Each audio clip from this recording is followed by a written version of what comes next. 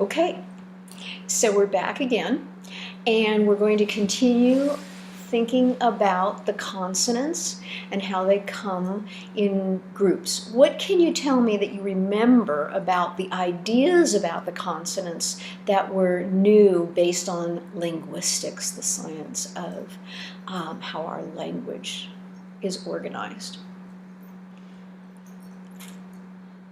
Well, I remember that there's consonant pairs Yeah. based on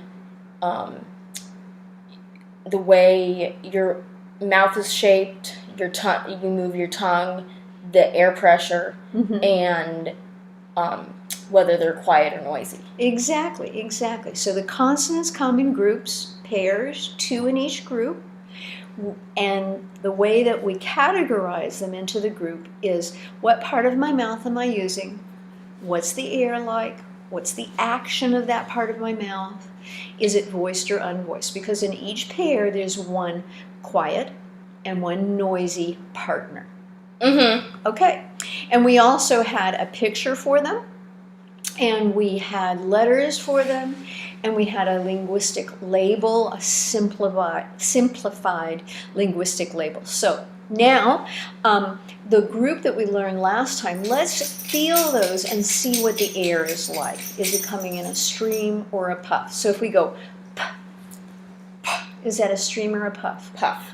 T, t, d, d, k, k. So what's the same about all 3 of those pairs in the air? They're all a stream. Well, no, they're all puff. It's just a different type of puff. Yes, they're all a puff, okay? A stream would feel like this. Okay. Okay? Yeah. Okay. So they all have a puff of air, and actually one of the things that linguists do is they label those 3 pairs plosives because it's like the air is exploding in a ball. Okay? The ones that we're going to be learning now are called continuals. Continuals. Which means the air is coming out continually. Okay. So let's see what that feels like, Okay. So here's our first one. I'm going to say the sound. I then want you to repeat it, and then we'll look. I'll ask you some questions about how you're using your mouth to create that sound. Then we'll look for the picture and the letters. Okay? Ready? What's important there, your lips or your tongue? I would have to say a combination of your bottom lip and your top teeth. Ah, perfect description. Exactly. So I didn't even have to ask my question. Is it both lips or just your bottom lip? So your teeth are resting on your bottom lip, and the air is coming out through that kind of little blockish. gap. Yeah, through a small gap. Let's talk about the air. Is it coming in a stream or a puff?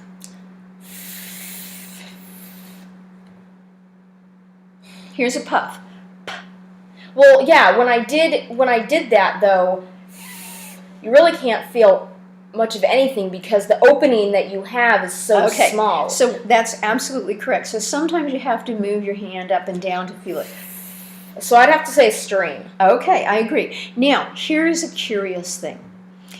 I want to talk about the temperature of the air. Okay. So I want you to feel this. Go.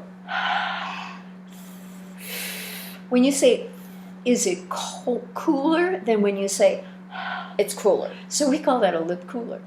Because the air is cool, and actually if you lick your lip and you do the sound, that air cools your lip, doesn't it? Okay. Now, is that consonant quiet? Quiet. Okay. Now, this is an interesting thing. The air, because it's coming out in that stream, that continual stream, you can do a trick. There's 2 ways of identifying the other pair. Either I can give you a choice of 3 letters, which I'm happy to do, or I can challenge you to put your mouth in that position for the And what letter is that, by the way, that goes with that feeling? F. F. You can put it in that position, and then if you can hum and turn on your voice box, you might be able to figure out the noisy one. Oh, what letter is that? V. V, and that's the pair. Cool. Isn't that cool? Isn't that Uh-huh. cool? Okay, so here are two pictures. Which would be the picture of the lip cooler? I agree. And why did you pick this picture? Well, it not only shows the teeth, the top teeth on the bottom lip, but also the air puff is or the airstream is going downwards. I agree. And the letters that go along with this are F and V. Perfect. Now we're going to do another continual. Okay. What's important, lips or tongue? Tongue. I agree. And is your tongue inside the mouth or sticking out? Sticking out. It's the only time you can stick out your tongue and get away with it in a school situation. Yes. And what about the air? Is it coming in a continual stream or a puff? Continue. And compare it again to that heat factor. Cool. So we call this a tongue cooler. And is it quiet or noisy? Quiet. Okay, and I'm going to show you the pictures, and I'm going to ask you to decide which is the tongue cooler picture. And why did you pick that one? Because not only is the tongue slightly sticking out, but also the airstream is more outward. Exactly. Now, TH is the letter that goes with this. I just gave you a freebie. Again.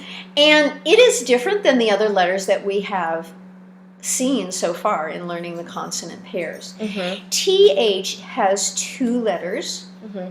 that make one sound. Mm-hmm. It's called a consonant digraph. Di means two, graph means letters. Two letters, one sound. If I separated the T and the H, they would make totally different sounds than when they sit right next to each other. Mm-hmm. Okay? And we said that TH is a quiet one. Yes. Now, this pair of consonants is also exceptional in yet another way. Okay. The quiet and noisy partners in this pair are spelled exactly the same, but one is pronounced with the voice box quiet, Mm-hmm. and one is pronounced with the voice box vibrating, noisy. So can you say the quiet one and maybe make your voice vibrate? If not, I'll tell you the sound. Okay, so it's th or the. Exactly. Now, if you see TH in a word, Mm-hmm. it might be that it's the quiet one. Mm-hmm. It might be that it's the noisy one, and you have to try both to figure it out. Okay? Mm-hmm. Isn't that cool? Mm-hmm. Interesting patterns that probably nobody told you about before in your life. Nope, you're absolutely correct there. Okay, so if I were working with a younger student, this would be a natural stopping point again. And we could do our receptive practice, I say, you point. We could do your expressive practice where I point and you say the sound, or you tell me the linguistic name of it, or the part of the mouth that is working to create that sound. You would stop there, okay? But we're going to continue because you can do it. Okay. So the next three pairs of consonants that we're going to learn are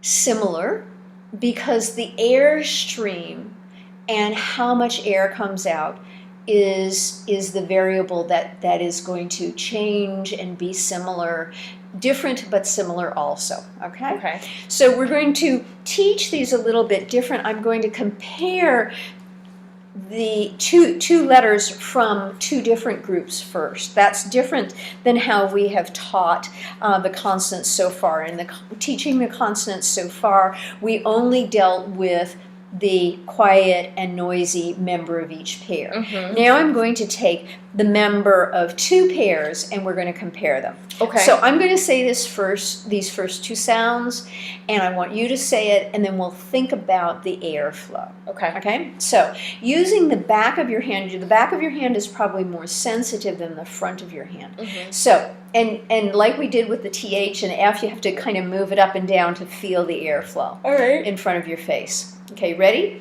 S. Let's do that again. So let's talk about the air. Is the air coming out in a puff or a stream for those? A stream. So both of them, it's a stream. Mm-hmm. Okay. Now let's talk about the size of the stream. Mm-hmm. Okay. So you need to imagine how much air is kind of on the back of my hand. Is it a little bit or is it a wide fan? Okay. So let's do it again. Which one is a narrow, small? Like a small coin, like a dime almost. And that's a larger amount of air. Yes. Okay, so let's look at these pictures. And which of these three pictures would show that narrow, skinny air as opposed to the wide, kind of fat air? Would it be this one? Why not?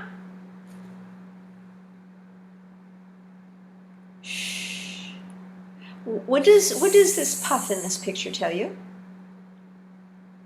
That it's a puff and not a stream. Right, so that's why it's not what we're looking for. Mm-hmm. Okay, so which is the narrow stream and so that's we're gonna call that skinny air. Okay. And the more wide band is this picture, and we are gonna call that fat air. Okay. Now, do you know the letters that go along with that sound feeling? S.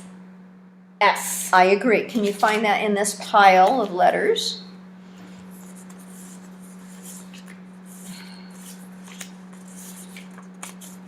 And then sh. Oh, and here we have a single consonant, S, and here we have another digraph. 2 letters, 1 sound. SH is a digraph because we take 2 separate sounds, totally different sounds, and when they sit right next to each other with nothing in between them, they become a different sound. Now, S, is that quiet or noisy? S. Quiet. And sh. Quiet. So we found the 2 quiet airs, the skinny air and the fat air, and now we have to find the noisy skinny and the noisy fat air. And because these are continuals, because the air is coming in a continual stream, you can either look at these letters and try and figure out, in fact, maybe you should do that. Let's say S and see if you can find the noisy skinny air. Z. I agree. And say shh and see if you can find the noisy fat air. Okay, let's talk about that. I agree. And shh. Your lips look exactly the same, right? Are they both? What? Oh wait, what did you say whoops about? Because they're both quiet. Ah, so they can't be a pair. Now I want to talk about one more thing before we do that. Okay. When you say shh, is the air coming in a stream or is it a puff? A stream. And when you say ch, is that's a puff. it a puff? So again, that's another reason they can't be a pair. You're right. Okay, so let me help you with this one because it's a little. Oh, you want to try that one first? Go for it. Shh. Man, well, I'm down to one. Wait. Why couldn't you use j? Because j is a puff and not a stream. Aha. But I've never seen this, so I don't even know how this is pronounced. Now let me help you. Okay. ZH is a spelling of the sound rather than how you see the letters in words. If you look in the dictionary for sounds of letters, they're spelled a little bit differently. And ZH says zzz. So is it noisy? And are you using the lips the same? Yeah, and is the air in a stream? So that's the pair. Okay. That was great. It was perfect for you to do it that way and think that way.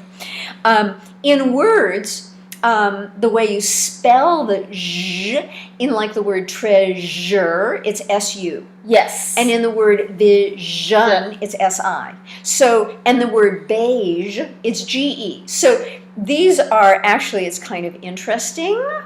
Those are words that come from French origin, and they are pronounced in this kind of zh way. But there's so many different spellings, we use the ZH to just Represent learn it. the signs, Gotcha. the sounds. Okay, okay? Okay, now I'd like you to say this last air.